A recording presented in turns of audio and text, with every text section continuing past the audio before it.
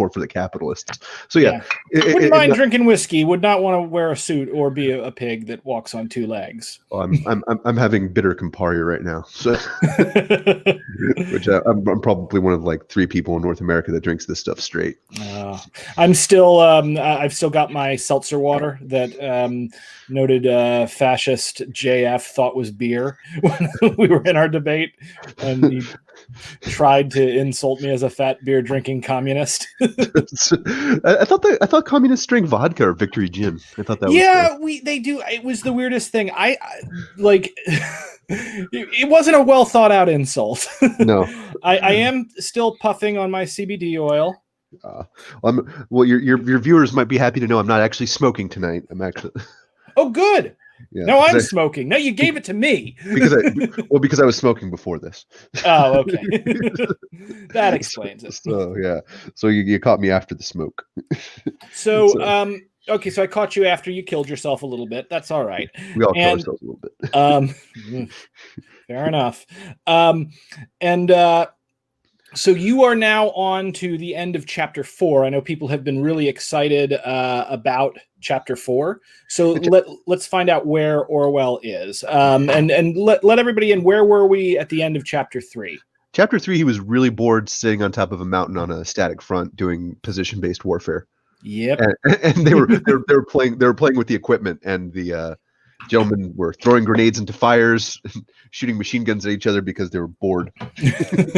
And he had a machine gun go off like right by his head, correct? Yeah, he was trying to take the Rambo picture, and the dude like let off an auto burst at him.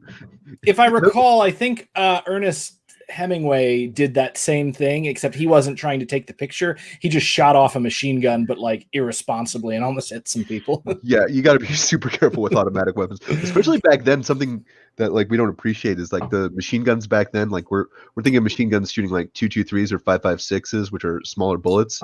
Back then, they're shooting like 7mm Mauser out of that. It's a big angry bullet that does big angry things to you.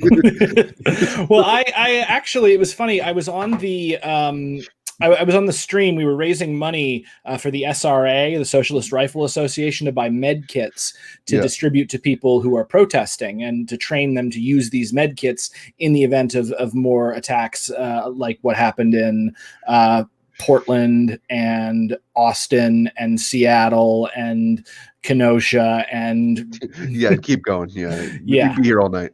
But in it, one of the organizers mentioned that they were thinking of like building their own weapon, and I kind of freaked out because all I could think of. Don't do that. One that's like massively illegal. Like don't do that. Like ever. Okay. Two, you're dealing with like gunpowder exploding in something that you made in your backyard with like JB Weld and Hope. And you don't want to do that. So like, it's not like building your own computer. You don't just order the parts and. Well, I mean, there would be a whole different gun stream, but like legally, there are ways to build your own gun by ordering finished parts, and that's okay.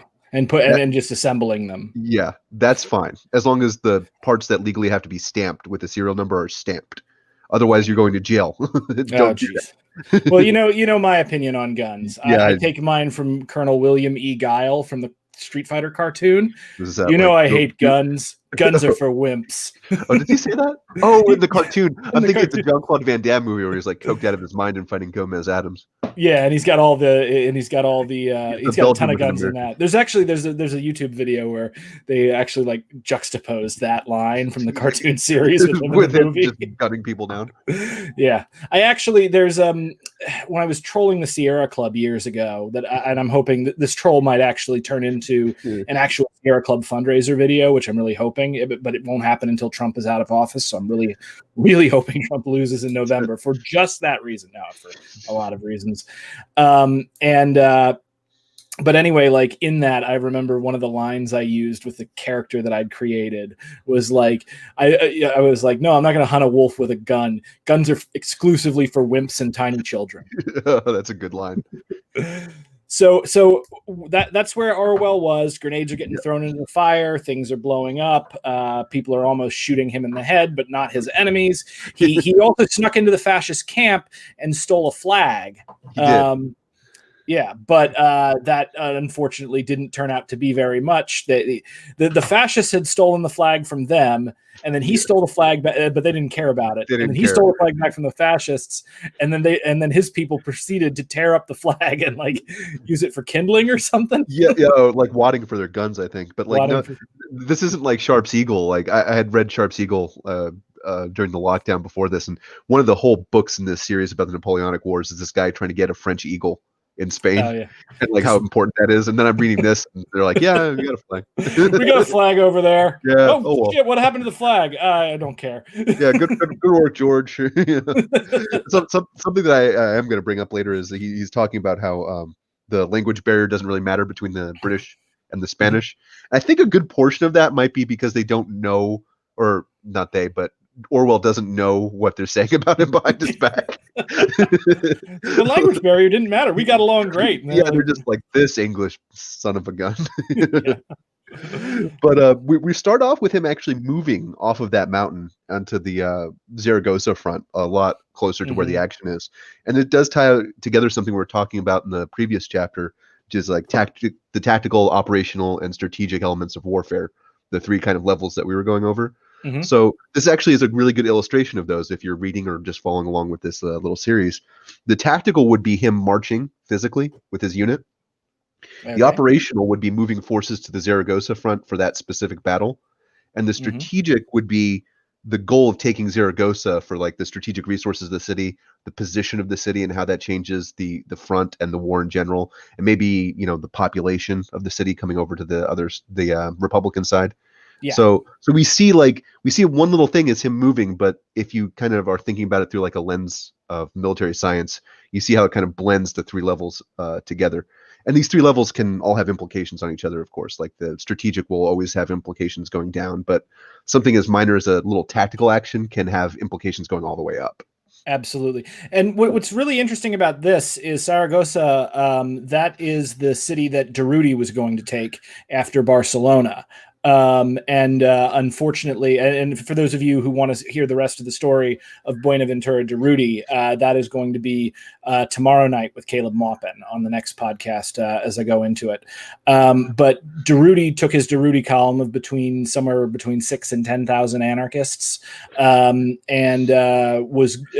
got to Saragossa, but wound up being told by the Republic and by the Republican generals to stop and wait. And that unfortunately proved fatal to the revolution. And we'll go into the details surrounding that and what happened. And then eventually the battle in Madrid. So it's nice to see, it's nice to see Orwell crossing over a little bit with Durruti. This is like the Avengers. Yeah. Oh the God. Hopefully we get to the end of this before like 27 movies. But oh yeah. Well, what's funny is also Durruti. This is totally off topic, but Durruti, Ascaso, and Oliver were actually referred to in the press as Los Justicarios, which is the Avengers. Oh God, were they really? Yeah, they were literally called the Avengers. And I almost titled the movie that I wrote about Buenaventura Durruti The Avengers. That's how you get sued. Yeah. They will send stormtroopers to your house. It's funny though, we're talking about like the language barrier. He's moving because he's actually transferred into a unit of British people specifically. So they're grouping them all together. And it's a band of British brothers and one Spanish guy who's the brother-in-law of Orwell's friend that they kind of throw along with them. So they've got their token Spanian. They've got, they're embedded with other Spaniards, but their tiny unit is all British guys. Yeah. So he can talk about tea and crumpets, I imagine, how much they miss tea and crumpets and sailing. I heard an interesting theory, by the way, on apparently this was put forth by Buckminster Fuller, and they were like, why was Europe like the first nation to industrialize? Yeah. And why did like capitalism and industrialization start in England? Yeah. And he pointed out it may have been the coastline, because England's an island and the coastline is all squiggly and crazy, and Europe is also all squiggly and crazy with all these rivers and stuff going in for various points in trade, and that made sailing more important to the early Europeans than necessarily like the Chinese, who have a fairly uniform coast and like a very solid country. And so he was arguing that the technology was developed as a result of the technology and the types of thinking that had to be developed to develop sailing. Yeah, there's definitely an argument to that. There was also the roughly 1,000 years of warfare that Europe had undergone. Yeah, just a massive warfare. Constant upheaval and constant new methods of production to service that warfare. It's definitely also a factor in it. But that is actually something. That does actually lead me to something I kind of wanted to discuss. Is that he's noting that the English are in better shape and they're better at warfare, and that they're all like very robust guys. Mm-hmm. It's something interesting to think about that a lot of people are probably going to miss there, thinking that Orwell is just really happy to be amongst British people and complaining about the flavor of the food, I imagine, with them. But the soldiers that you get come from the society that you have. So we're talking about like a very immiserated society in Spain that's kind of semi-feudal still. So of course their soldiers are going to be like emaciated. They're going to be like not as well physically conditioned as Britain that just came out of World War One and is undergoing like comparatively okay economic thing at this time, but like the working class is definitely getting a better share than they were prior to World War One. And it's interesting to note that at the beginning of World War One, which is a couple decades earlier at this point, a good portion of the British population, when they were trying to call up soldiers and thinking about doing conscription, were like emaciated and had anemia because of the poor diet that they had. Yeah, that sounds about right. And also, funny thing, so Spain was one of the only countries that stayed out of World War One, and as a result, Spain was actually one of the richest countries in the world at this point. Yeah. But their people were still starving because they just didn't care about feeding them. No, and a lot of that money, curiously, came from them having a huge cottage industry of making weapons for the other powers, especially France. France farmed out almost all of their pistol production to various Spanish cottage industries. Yeah, which, by the way, the Spanish did not return the favor. No, God. or I'm sorry, the French did not return the favor to the Spaniards in this conflict. Well, I mean, both in this conflict and then when France gets trounced by the Nazis a little bit later. Yeah. Well, I mean, they're fascists, so obviously they're not going to attack the Nazis. Yeah, I mean, how awkward would that be? You know. By the way, spoiler: the fascists win this conflict. They're not. It's really funny too, because whenever you talk to somebody that doesn't know this period, and you start talking about like the accomplishments of Spanish anarchism, they're like, "Yeah, but they lost," and I'm like, "No." They did not lose. They were suppressed by the Soviet Union, and then the Soviet Union promptly got around to losing. Yeah, well, I mean, imagine that, losing a war that's what, like 1,000, 1,500 miles away from your border. Yeah, exactly. You don't really particularly care about and have no way of supplying. Yeah, and you've already gotten all the gold in the Bank of Spain.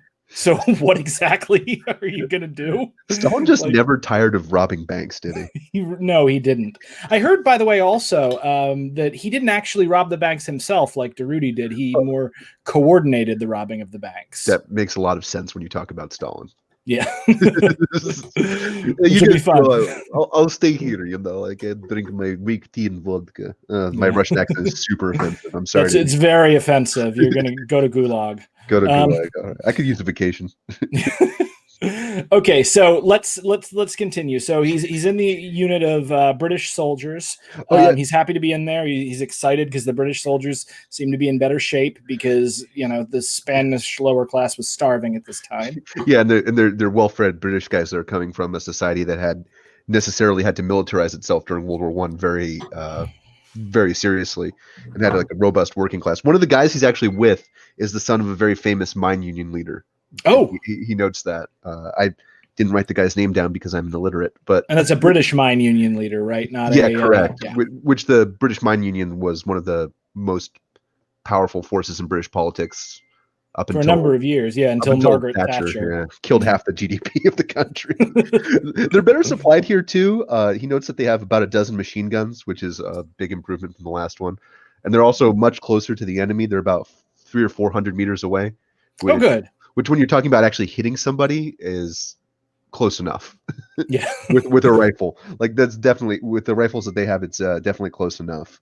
We already talked about the language barrier bit, but he does note that all the Spaniards only know two phrases in English. One is "Okay, baby," and the other one is something that sex workers say to British sailors that he can't print. And which is also okay, baby. Which is also okay, baby, but maybe with like a little more flour to it. It's going to bother me for years what that phrase what that phrase actually was. But people are people, and soldiers get lonely, so I guess that makes sense. They're still definitely in a war of position, though. They're not in a war of maneuver. And if you listen to our last little chapter that we did, you know that a war of position is actually a decent way to use militia because they're not trained to do the war maneuver. War maneuvers, but they are really good at holding their territory. Yeah, and we get the view of their camp where this definitely isn't a professional mechanized army, because most professional mechanized armies had professional cooks at this point, like food wagons and stuff. But they actually have women who are segregated from the soldiers to keep the men away, doing all the cooking for them. And yeah, and it's curious in their position. They can actually see the supply trucks coming out of their town, which I can't pronounce and I won't try. And going and they can see the fascist supply trucks going from Zaragoza to the fascist lines. So you kind of see the lifeblood of warfare is logistics at this point, because both sides have to keep supplying their people. Yeah, and neither side can really attack and stop that particular supply line. No, because it's behind their lines. It's in their line of communications in the rear. That's kind of one of the terrifying things that air power. We'll see a bit of a flash of that in this chapter, but added to warfare around this time is that it used to be your lines of communication, if they were behind your lines and well defended, were pretty much secure from attack. Right. Unless somebody went overland and attacked them. But with air power, if you don't have anti-air or air power of your own, you can be harassed constantly. Yeah. Rommel actually wrote about that in his book that never got published because he died. Which is because he failed to he failed to blow up Hitler with that suitcase bomb. Yeah. So we didn't get to read The Tank and Attack, but you can actually read his book. The world would have been so much better if certain things had changed. It's that butterfly effect, man. You never know. Yeah. But the opposition gets a little more interesting in this case. He notes that most of the guys that are across from them are Spaniards, but there are also Moors.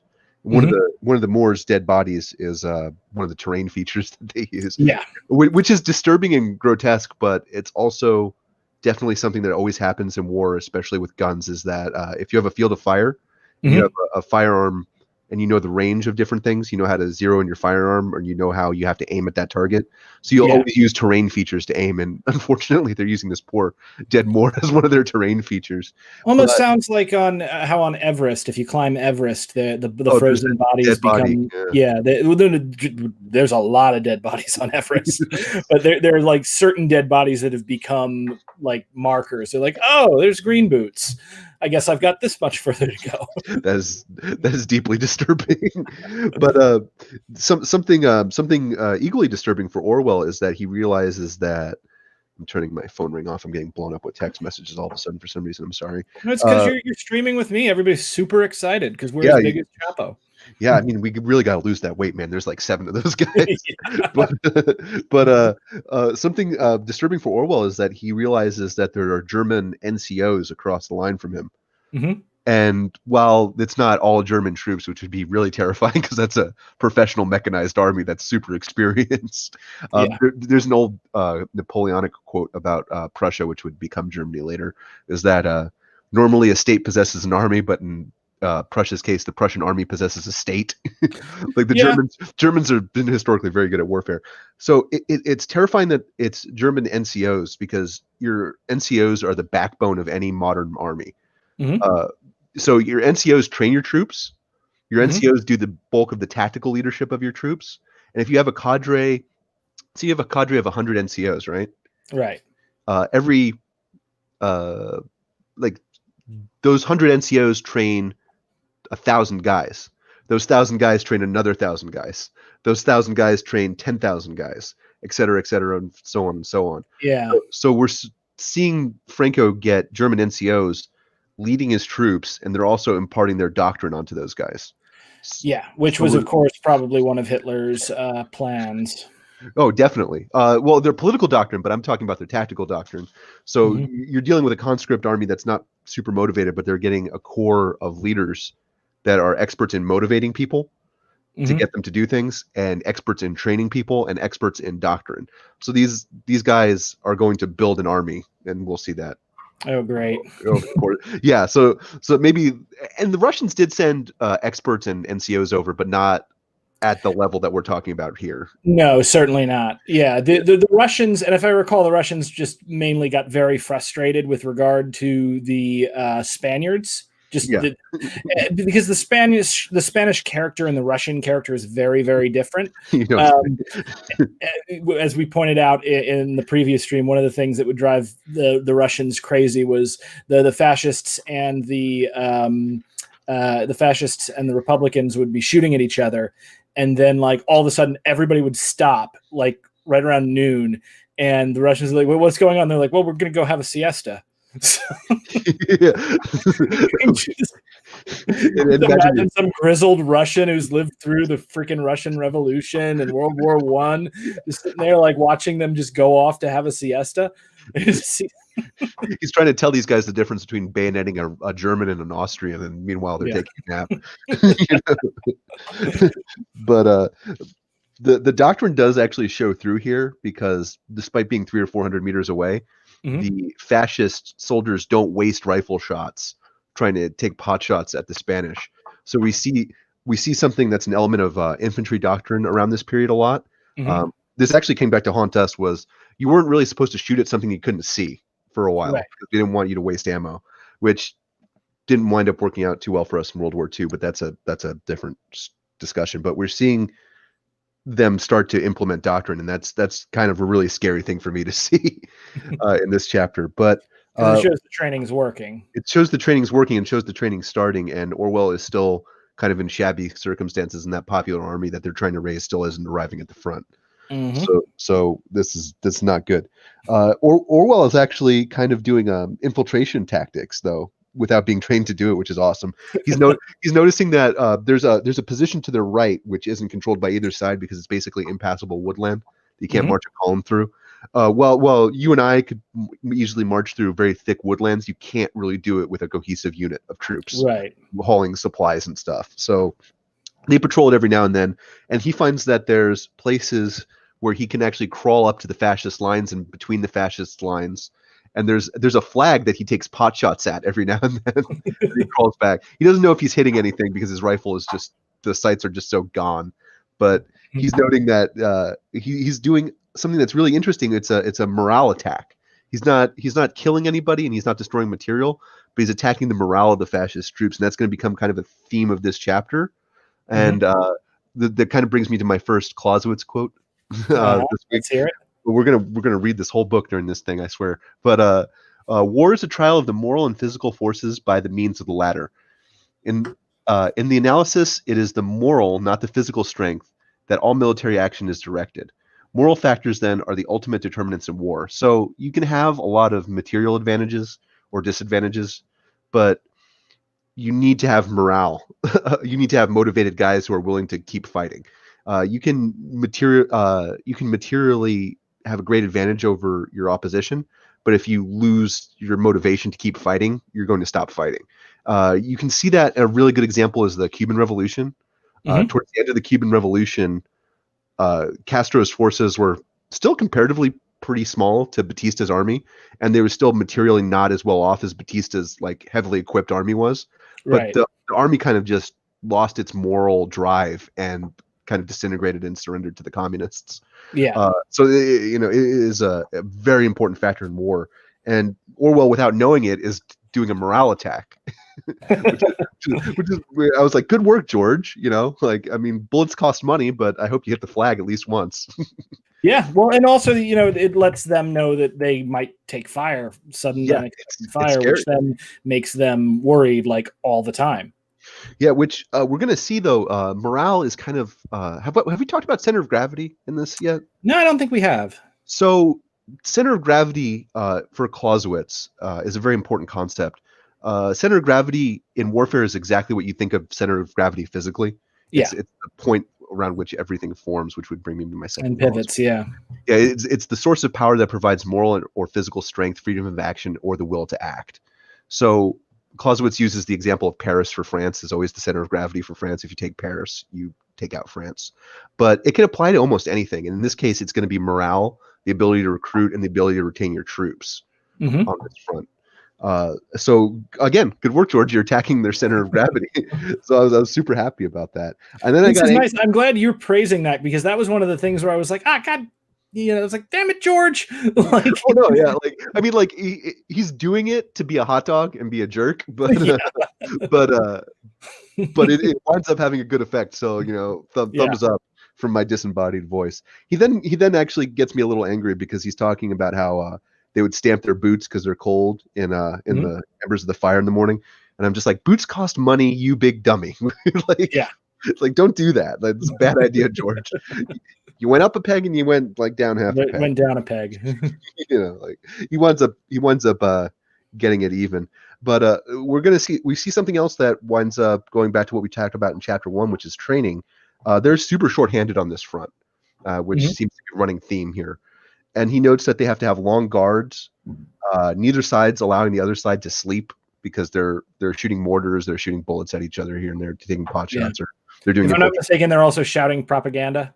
Yeah, that comes into towards the end of the chapter. That they're okay, cool. Well, we'll get to that then. Let's keep going. That's one of the things that I really remember from the book because I worked it into the play that I wrote about this. Yeah, he starts to get the effects of that sleep deprivation, where he's hungry all the time, so all food is good, even the disgusting beans that they have to eat. Good, he can quit whining about it. He can quit whining about it. He's not going to quit whining about it. He's English. That's what they do. But no offense to any lobsterbacks who are listening to this. But training helps you deal with sleep deprivation. Army basic training, you get about as much sleep as he describes in this, and it accustoms you to hardship. So he doesn't have that training, and these militia guys definitely don't have that training. So it's harder on them than it might be on a professional soldier, and then it's definitely on the German NCOs that are across from them, and maybe on the troops that they're training. So it's kind of a disadvantage that we're seeing pop up again and again in this book. Their water is carried in by mules, and he notes that they love their donkeys, but they hate their mules for some reason. Oh yeah, I remember. Orwell's just never going to understand Spain. Maybe I won't either. Tell you the truth, I don't either. I don't know how they can. It's so weird because like the culture is like simultaneously like so loving and welcoming and passionate, and then also like they string up and torture dogs because it's like the end of the hunting season. They don't want to feed the dog through the winter. Tradition's a weird thing, brother. But indeed, but he runs out of candles here too, and he has to make an olive oil lamp with a bunch of different little tiny things. And I wanted to say this especially in case anyone tries this at home, which I don't know why you would. Why waste good olive oil? But he says he uses a cartridge clip. He means a stripper clip that the cartridges sit in to load into the gun. He doesn't actually mean a cartridge. So please don't try to make an olive oil lamp with a cartridge. Or you're going to get real hurt real fast. If you want a lamp or some source of light, what I would recommend is one of the things that you would see occasionally on the Appalachian Trail. You can look up plans for this. You can make a Coke can stove. Yeah, like a little stove out of literally just like a Coca-Cola can and denatured alcohol. You can cook your food on that. You can get light out of it. It's great. Yeah, he only did fire 3 shots though while he's on this front. He noticed because he's counting his bullets, this 50 measly bullets that he had, and he doesn't think he hit anybody. And he does mention here, and this is something that's an important realization in warfare, especially in the modern battlefield, is that he noticed that it takes about 1,000 shots to kill somebody because most fire is suppressing and most fire misses just in general. And he's like, it would take me about 20 years at this rate to actually kill a fascist if I stayed here just specifically to kill somebody. You keep shooting. That's funny because that's like telemarketers will be like, they'll try to factor out like how many calls it takes to close somebody. Yeah, exactly. Well, in America, we actually have an institution, the NRA, that's a legacy of that ratio, which is actually a kind of an interesting bit of trivia for you. Where the NRA was founded after the Civil War by 2 Union generals because they did the math out and they realized the disgusting amount of bullets that it was taking to actually hit somebody. Mm-hmm. And they noticed that they had rifles, so they should be dead on accurate, but the majority of the soldiers didn't actually know how to use the sights. They just would point and shoot. So they founded the NRA to foster shooting sports in America, so that if we had to call up a big draft army, people would be familiar with the concept of a rifle sight. So, well, wow. Well, that's surprising. I always thought the NRA was founded to keep guns out of the hands of black people. Yeah, I mean, I'm sure that was definitely also but in the North, that's what founded like that kind of movement. Yeah. After the Civil War, which is kind of an interesting little bit of trivia for you guys. And now it's a reality TV show network, so take from that what you will. Culture Industry is another podcast. Listen to the Mustache Mafia podcast, and you'll hear me drone on and on about the culture industry. Yeah. Now we're at the part that you wanted to discuss is the propaganda. On this one. This is really interesting. Sun Tzu, and I get to quote somebody other than Clausewitz this time, has a great quote, when you've probably heard it if you've spent any time thinking about warfare, is the supreme art of war is to subdue the enemy without fighting. Supreme excellence consists of breaking the enemy's resistance without fighting. So they're doing propaganda, and Orwell has a very British reaction to it. And he's kind of like, "Pip, pip, this is highly irregular." like, how dare these Spanish like desert for propaganda reasons? This is brilliant. Like they're short of bullets, they're short of guns. Both sides are going to have to govern the country eventually anyway, and they don't want to kill off the whole population in the Civil War. So getting deserters is a brilliant strategy. And like we were saying earlier, like this winds up kind of being a center of gravity for the Spanish Civil War, is the ability to maintain an army that's motivated and in the field. Yep. And we're going to see a lot of this in World War II. If you ever read about World War II, this kind of methodology, and we still do it today. The Army has an entire psychological warfare branch of the Army Special Forces Command that's just dedicated to doing this kind of thing. These guys, they're not shouting over the trenches with megaphones anymore, but it's definitely something that happens. In this case, it is literally a guy who's kind of distributing scripts, and everyone's shouting them all day at the other guys across the lines. But Orwell notices there is actually a trickle of defectors. And, go ahead. Sorry. No, there's a trickle of defectors, and part of the reason why there's a trickle of defectors is these are conscripts. They're not, a lot of them are not ideological fascists. Yeah. But also, what's important to remember is that Spain is starving at this point, and the anarchists control the food. Yeah. Because that's what they captured when they captured Barcelona. And it's another reason why you might have thought that it would have been a good idea for Durruti to move more slowly and to not advance to the south. And, if they'd had allies that actually were, invested in an actual Republican victory, that might have been a great strategy, because they could have outlasted the fascists. But unfortunately, Franco had he had Hitler and Mussolini on his side, and he had all the oil from Texaco and all of the weapons manufacturing. And, the Spanish Republic just had Stalin, who didn't really care. Yeah. And it's funny that you mentioned the food. I was actually going to mention that same thing about the conscripts. That's a very, very good point about warfare. And it's one of the great strengths of modern European and American military, is that we don't rely on conscripts anymore. We have a very professionalized military force. Yep. It was actually, curiously, the great strength of the British Army at the beginning of World War I was that their army was completely professional with no conscripts. They did very, very well at the beginning of World War I. As a direct result of that. Yeah.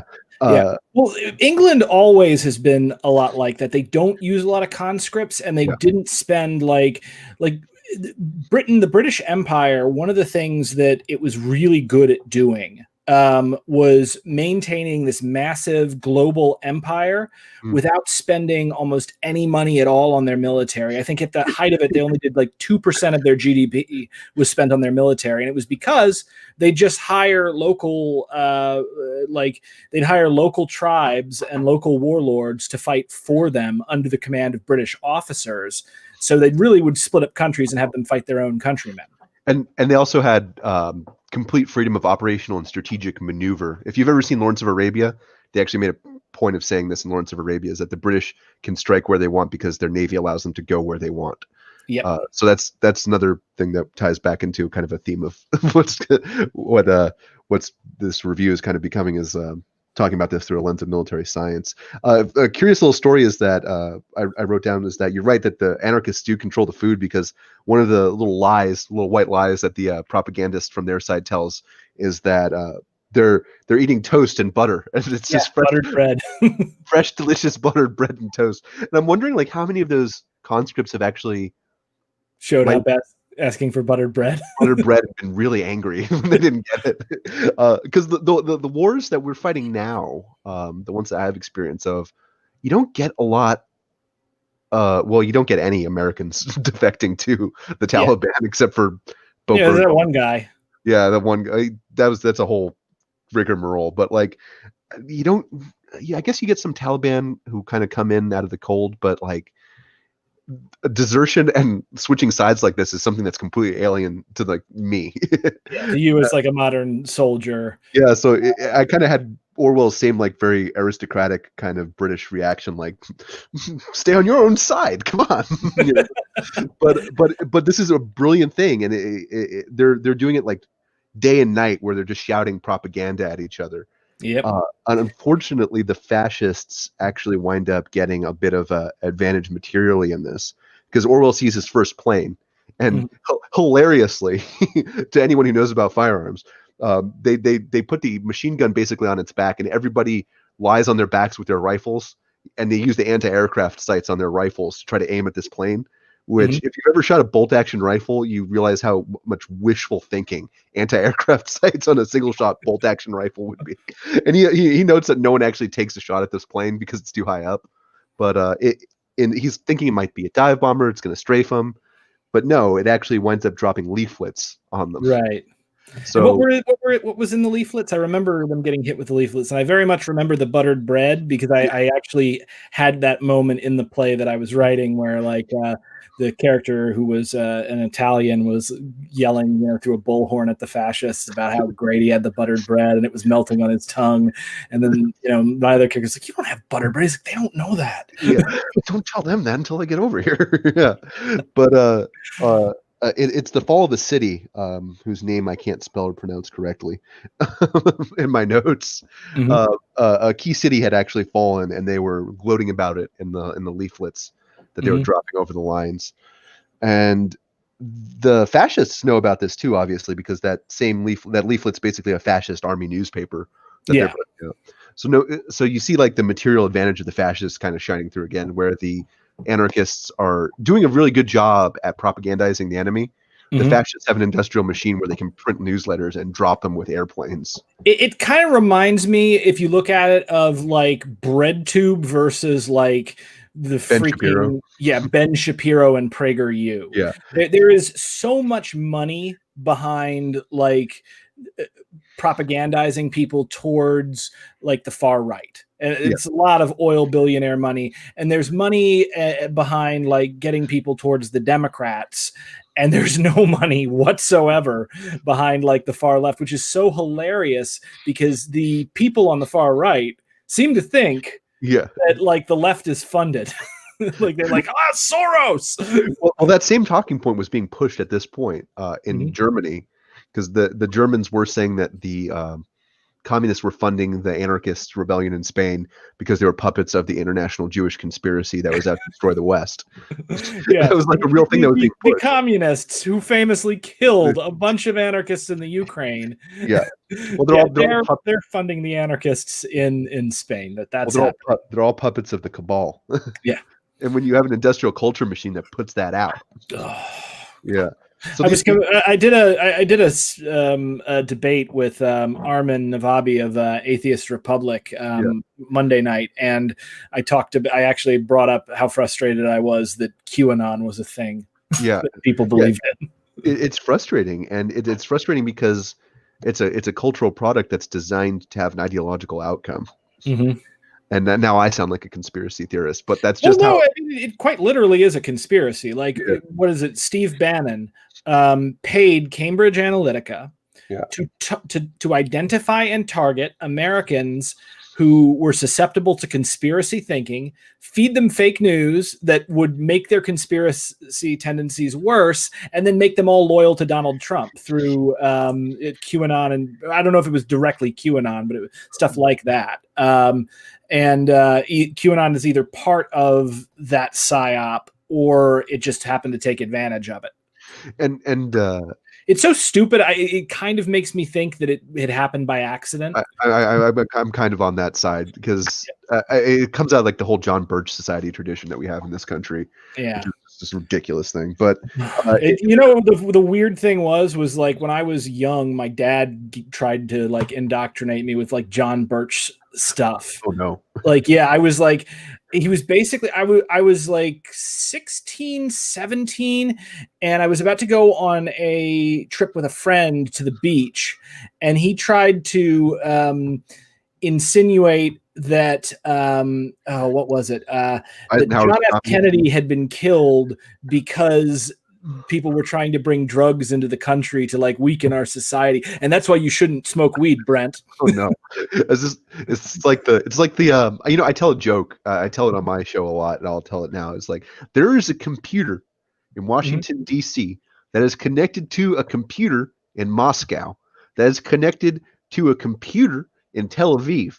It's the Jewish communist conspiracy, and those computers are connected to another computer in Nebraska, which is connected to the base satellite that's stealing your precious fluids to give to the Illuminati space masons. And I tell this joke all the time, but I told this joke in a cigar lounge I was hanging out in the other day, slowly killing myself, and this dude took it seriously. Oh no! Like he was like, "You've heard about the computers? You heard about it? This is yeah, you know about that too." And I'm like, "Yeah, sure, puff, puff, faster, faster." But get out of here now. But like that cultural brainwashing it is a product of industrial culture. In this case, in this era, the fascists were much more blunt, and they just completely controlled the apparatus of cultural production. Yeah. Nazi Germany is the famous example of that, where the fascists controlled the radio, the fascists controlled what television there was, and the fascists controlled the cinema. Yeah.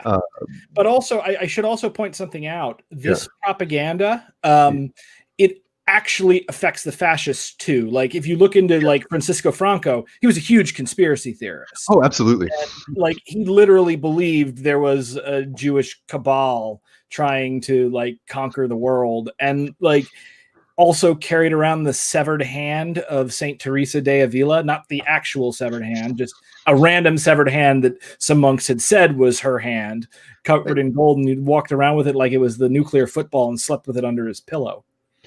Yeah, it's funny. It does affect the fascists too, because they're encouraged by reading that leaflet so much that they actually mount something of a combined attack on Orwell's position that night. I'm remembering this, so let's hear about this attack that they. Yeah, it's terrifying for Orwell, but as you're reading about it, it's kind of I'm not going to curse, but it's kind of an S show for the fascists. They shoot a couple mortars over. They managed to move a few machine guns into no man's land. If I recall, they also Poom knew they were coming because they heard the bells of the church, and the fascists always went to mass before they attacked. Yeah, Orwell doesn't hear it. I think that's in another chapter, but Orwell is asleep when it happens, so he just gets woken up by saying, "Holy crap, they're coming!" they're coming. He's actually terrified because the machine gun that's behind him, he thinks is a fascist machine gun. Opens up and he thinks he's been enveloped, which is a terrifying prospect. But I did actually want to talk about something that happens to him in the middle of the attack, is that he realizes that he's more afraid of pain than he is of death. So he's not thinking of getting killed. He's thinking about where the bullet's going to hit him and how bad it's going to hurt, which is something that really does happen, because I guess you get accustomed to the idea of death, but you don't get accustomed to the idea of like maiming or severe pain. There's a great film that talks about this called Paths to Glory. I don't know if you've seen that one, but if you haven't, give it a look. It's early Kubrick. But there's an extended conversation between two soldiers who are going to be executed, saying how they're not really afraid of getting shot. They're afraid of getting maimed. Like he's saying that, like, I won't leave the trench without my helmet because I'm more afraid of getting wounded terribly than I am of getting shot in the chest. Absolutely.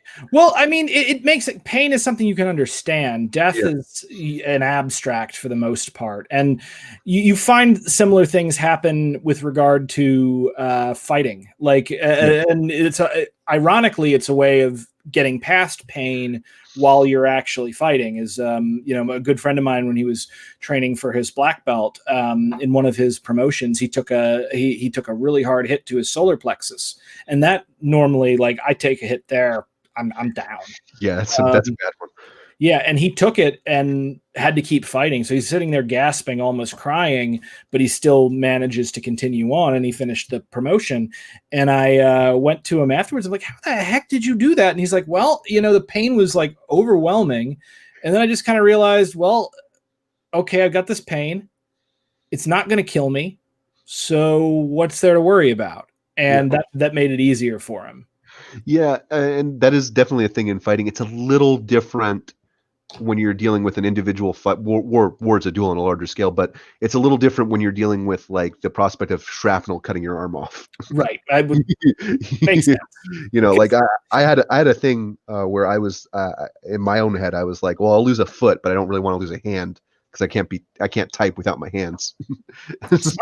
And it brought me back to that. And I didn't have a choice. It's not like the bomb was going to tell me like, okay, Bob, the mortar shell stops and goes like, okay, where do you want it? It's not how it works.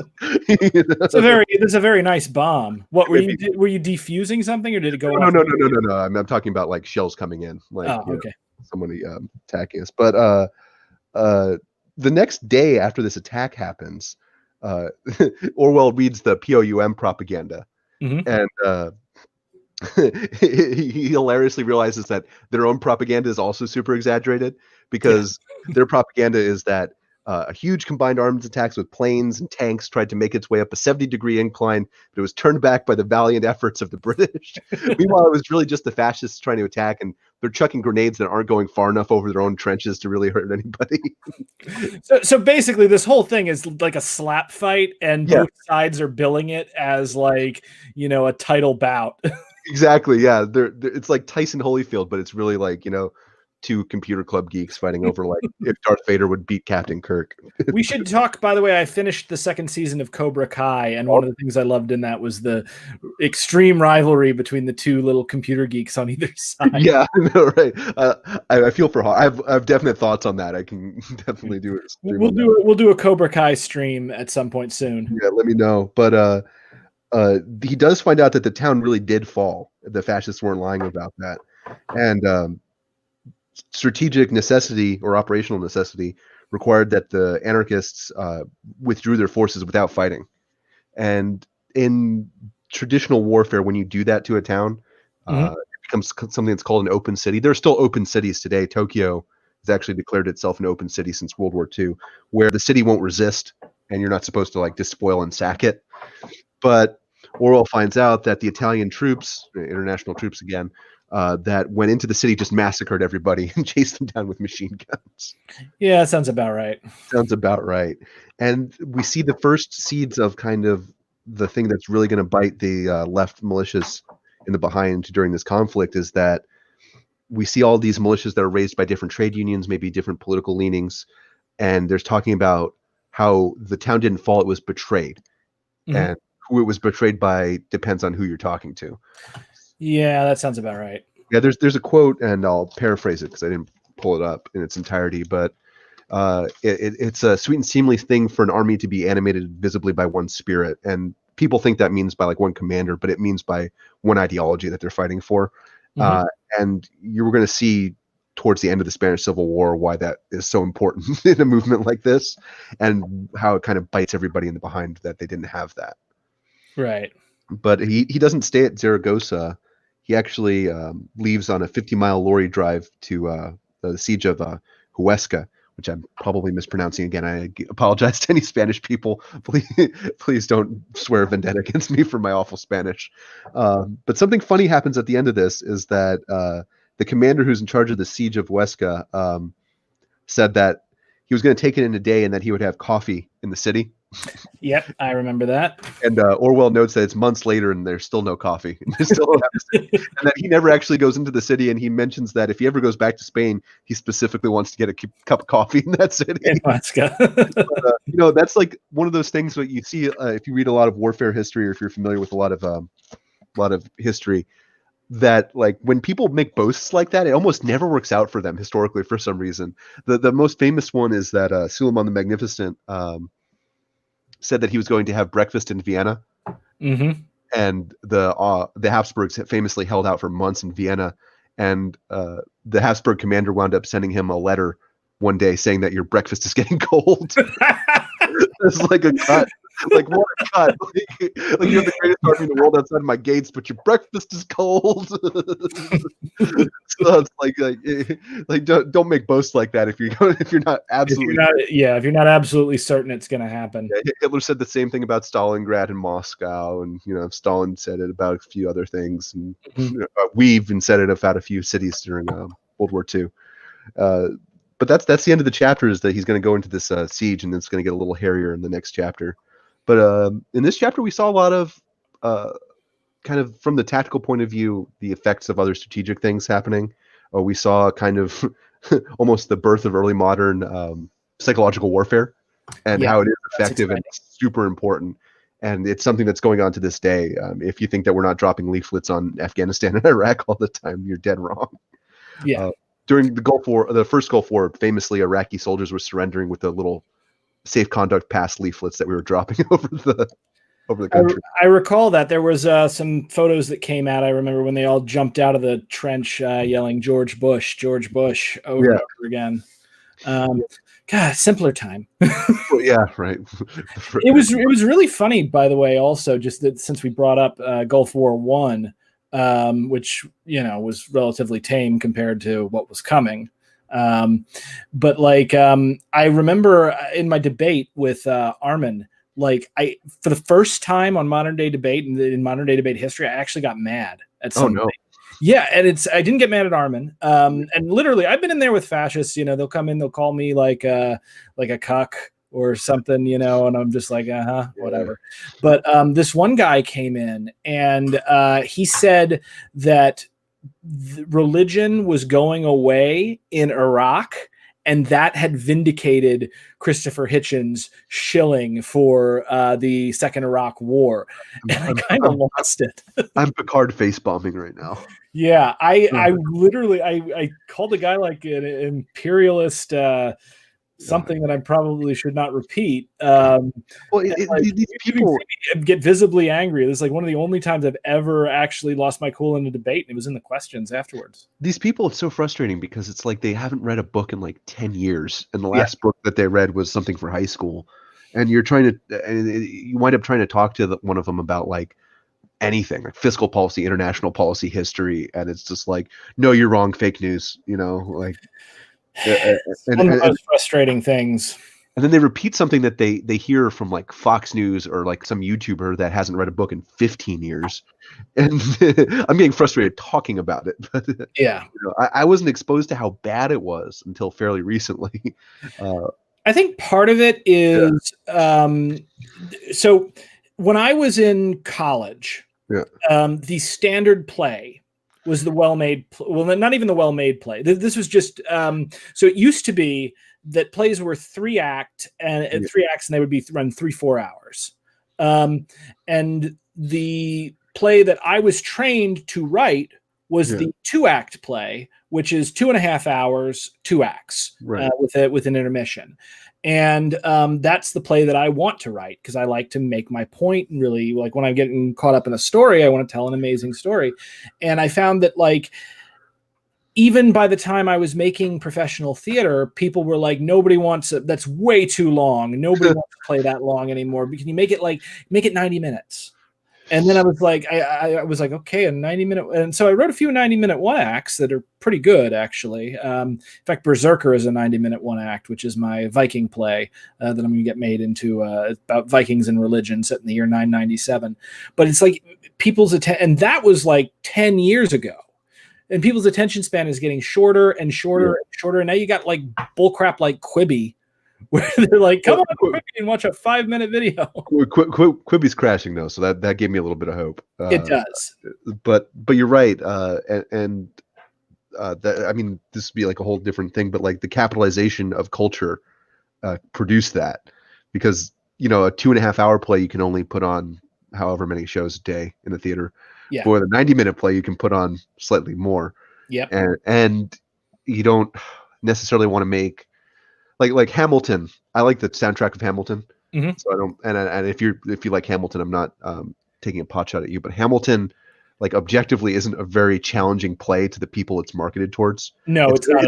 It's essentially a play about how great the white ruling class in America is, with people of color as those actors. Which there's just a whole thing you can talk about Hamilton, but like, it does an interesting thing in the sense that working the people of color and a art form like hip hop into the founding of America, I think that's a really interesting thing to do that has kind of a really good cultural message, because ultimately the theme, the takeaway is that these people are part of America, and they're part of like America at the most central level. And it's identifying the foundation of America with them, but also, it's just kissing the ass of the founding fathers and also kind of telling a bunch of lies. Yeah, Hamilton was kind of a bad guy, but Hamilton might have sided with Franco actually. But it's funny because I used to do a ghost tour down near NYU, and we would go through, like, I would do the ghost tour before I moved to New York. I did them in Louisville, and I loved them because I get all these tips at the end. And then I went to New York, and the cost of living was higher, and the groups were always smaller, and the tips stayed the same. Yeah. So I wound up quitting because it just wasn't what I wanted to do. And like it wasn't worth it anymore for me with what I was making. Yeah. But I would go around and I would do the ghost tour, and we go to like Edgar Allan Poe's birthplace, and we would go by Alexander Hamilton's house. Yeah. And I would tell, or maybe it was Aaron Burr's house, but I would tell the story. No, it was Alexander Hamilton's, because I would tell the story because Aaron Burr's wife was buried near by my first apartment in Harlem. And I always told that story with Aaron Burr as the hero. There is no hero in that story, because you have Hamilton, who's like the arch capitalist guy who wants to have like a military industrial complex, who got reamed out by John Adams, who's a hero for doing this, for wearing a military uniform in the White House.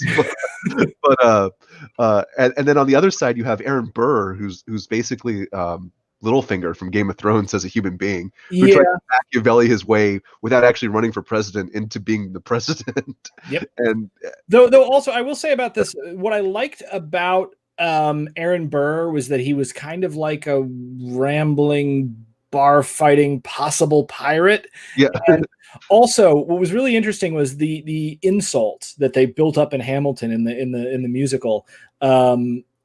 The actual duel was called over an insult that Alexander Hamilton had made towards Aaron Burr, and they did not record the insult because it's just like with Orwell, like we can't print this.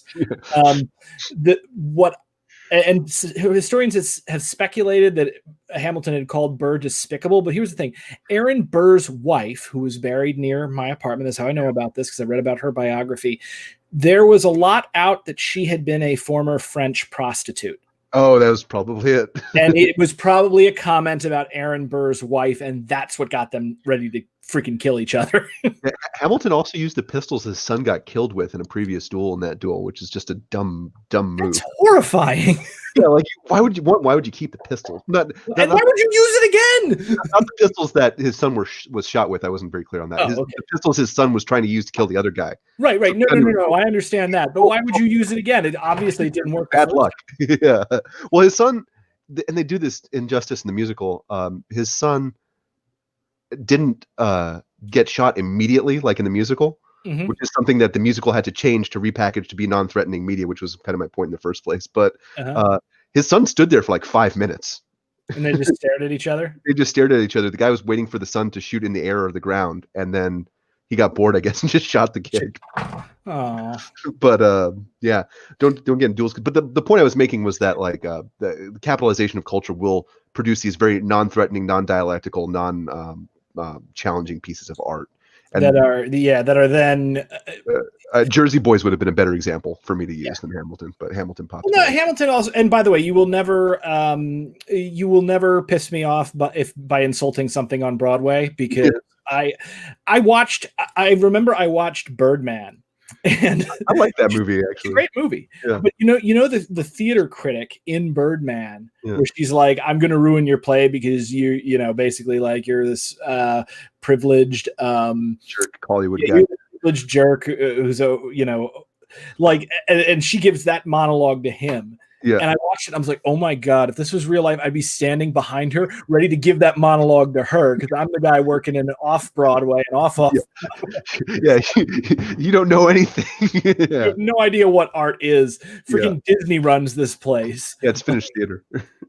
Yeah, that's one of the hard things about Broadway is like one of the tough things that I had to learn is that there is no future in theater whatsoever from a business perspective. 90% of Broadway shows lose money, and that includes Broadway shows that sell out and like run for years and years and continue to sell out and continue to sell $300 tickets to Midwesterners. It's like what Broadway has become is a place for the creation and continuation of brands. Yeah. And that's why Disney owns it now. Exactly, and that was the point I was trying to make, and you did it excellently. Yeah, you're right though. Like the Spider-Man had a Broadway play. I mean, yeah. Oh God, that play. What was hilarious about Turn Off the Dark, besides the fact that people kept getting hurt in doing it, the person they hired to write it knew nothing about Spider-Man and it was like a playwright that was just and they were both the playwright and Julie Taymor had no interest in comics, and they were soaked in Greek theater and high art. So they made the enemy Arachne from Greek myth. Well, they actually ripped off, and I'm 99% sure that they did rip off a really cool indie movie called Bunraku. Oh, really? It stars Josh Hartnett, Woody Harrelson, and a South Korean K-pop guy whose name I can't remember, and Ron Perlman. And Bruce Willis is Perlman. Yeah, I say it like that for some reason. I can't help it. I think everyone should say it like that from now on. The Ron Perlman. But and Bruce Willis's ex-wife, Demi Moore, are in this movie. But Woody Harrelson tells the story of Spider-Man in this post-apocalyptic world with a pop-up book. He's this post-apocalyptic bartender. He tells the story of Spider-Man using that myth. Of Arachne? Of Arachne. And he didn't even. Oh, see here.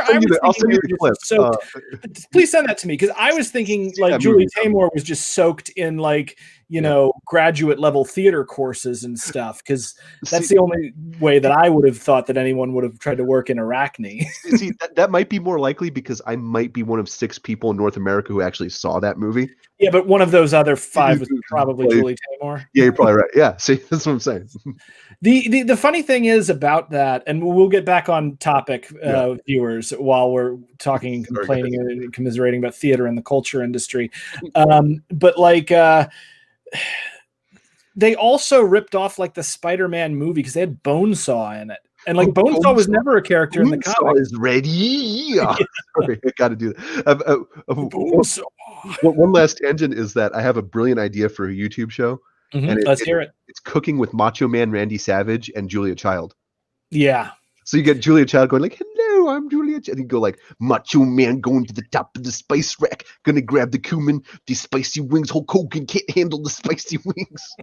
There's only one problem with that YouTube series, and that's the YouTube skews young, and no one's gonna know who they are. I feel like they'll be that's the guy from Spider-Man. Don't tell me that he's 20 years old, because I'm just gonna go smoke another cigar after that. Dude, I was amazed today. I was doing research for my debate that I've got coming up with BLM, and one of the incidents that was instrumental in me, forming my current kind of anti-racist beliefs was it was in 2011. It's 9 years ago. Yeah, it's nearly, and I was just it feels like it was 2 or 3 years ago. Yeah, 2006 it still feels like yesterday to me. I've got like the Sekiro thing where I've got gray hair creeping up the side of my head on just one side. I know how it feels, man. My beard is graying in the same way that like Ra's al Ghul's does in Batman. Oh, well, you need to go down the same path, clearly. Yeah, yeah. No, I'm good. I'm not dipping myself in like a weird hallucinogenic pit.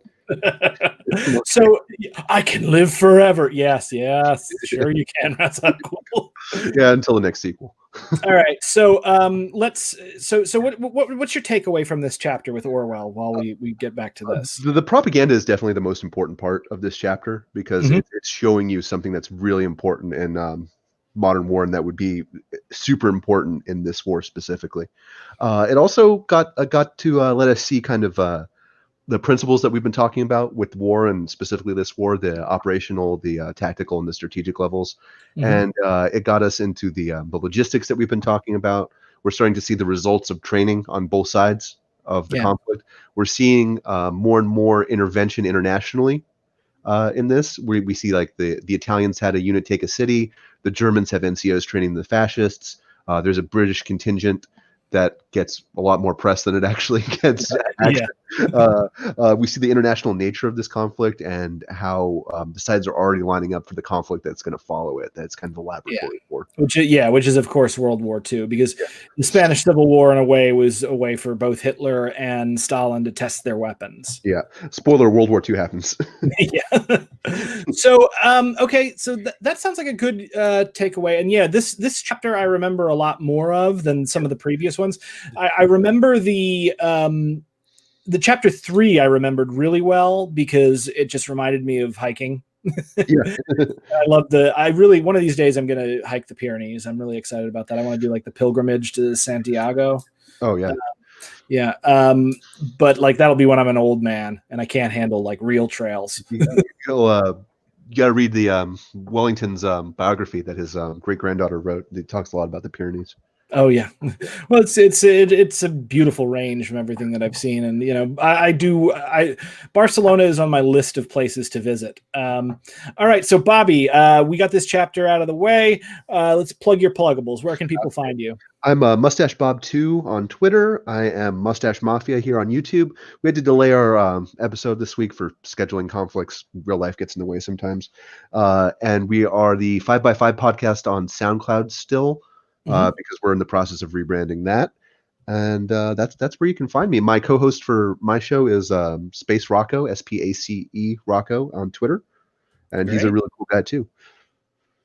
Yeah, and I had a question for you, like with regard to. Wait, I didn't have a question for you. I had a question for you viewers out there, you wonderful people watching this stream. Do you have a question for me or Bobby, before we go? On co-host. Yeah, because we're at the end of the stream here, and I want to see if we can work in some audience participation. So does anybody have a question? Particularly, it doesn't have to relate to Orwell, but I would love it if it did relate to Orwell or the Spanish Civil War. Yep. And while I'm waiting for one of those to come in, if people do feel like putting that in, I would also let you guys know there was a question that I had on my last video that I accidentally streamed when I intended to record. That's my one on Buddhist, the Buddhist concept of emptiness, sunyata or shunyata.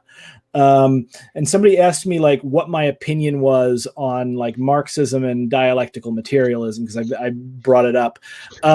I personally, and I've been watching American Johnson and Luna Oy videos on these kinds of things, and I've talked with like a lot of Marxists. I've got friends that are Marxists. I don't think I'll ever be a Marxist because every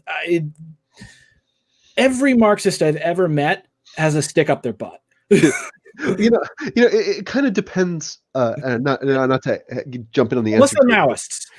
Oh yeah, well then it's a whole other issue. But like it depends on the kind of Marxist you're talking about. Like, are you talking like Marxist compositionalists like Biardi? Not so much, but you're right. Like tankies. Yeah.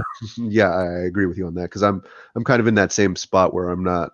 I had my embarrassing like full on Marxist face for a minute, and then I kind of did realize that I had to stick up my behind. And Yeah.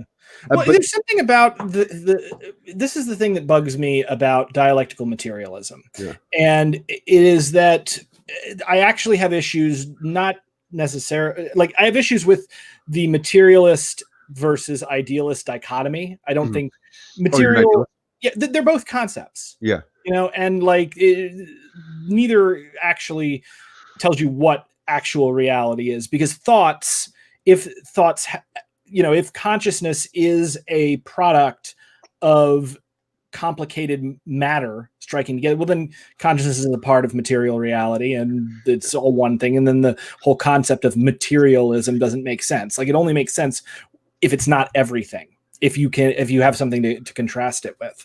And similarly, you know, you have those ideas with idealism. And I feel like Marxists a lot of the time put a lot of faith in the predictive power of dialectical materialism. yeah. And I find that unlikely.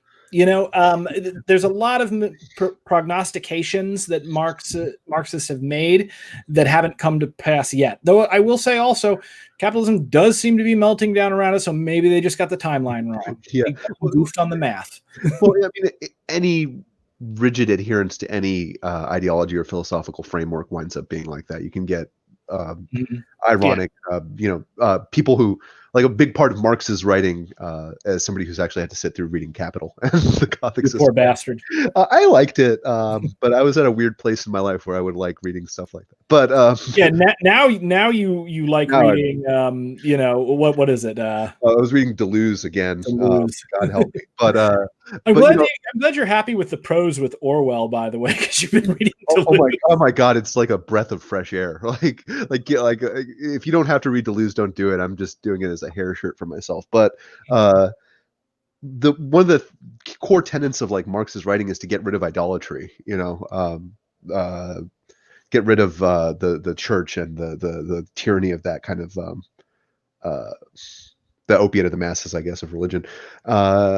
But like, people have kind of made Marx and Marxian theory into kind of an idol that can't change or have anything added to it, which is really frustrating, because when you get like great new thinkers that use Marx, but they use it with an added lens, you get like hardcore embarrassing Marxists who tell you that it's not to have electrical comrade. Yeah, like Adorno, who I'm big on lately, and we were kind of just talking about again with the culture industry.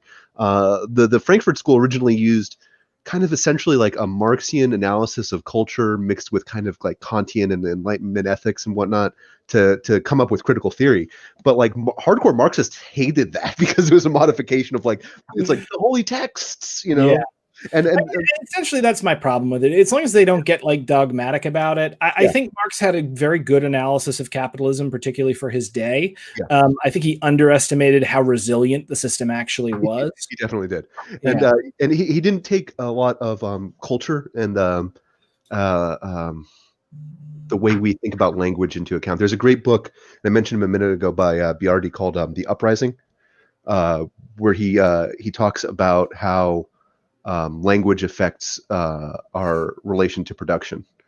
That's a great book to read if you're kind of curious what like a modern day latter day Marxist would kind of think about what's going on now. Yeah, well, I'm a big fan of anything going into language, so we'll check that out. So those are my thoughts on it. We don't have any questions, so I'm going to assume that you guys are just shy. Or I'm missing the questions like an idiot, at which time I'll try to answer them in the comments. We will move on to do we're on chapter 4 now, right? That's what it'll be. Yeah, we're on 4 now, and it'll be 5 next time. Yeah, we'll be doing 5 next time. That should come up really soon. I will be debating T-Jump on Black Lives Matter coming up on the 30th. That's this coming Wednesday. And I am hoping to possibly debate Destiny on his moral system, because he's losing his mind. If you guys have seen that. I wasn't familiar with him until recently. And yeah. Oh, it's bad. It's really bad. All right. Well, I will see you later. Bobby, do you have anything coming up? We'll have a new episode out on Saturday. It'll probably be like a long form podcast on a lot of the wonderful things that are going on. So that's what the wonderful. Oh, geez, Louisville, just it's a nightmare. Yeah, at some maybe I'll blog on it. Maybe I want it so depressing. All right, peace, guys. All right, stay safe, everybody. Yep.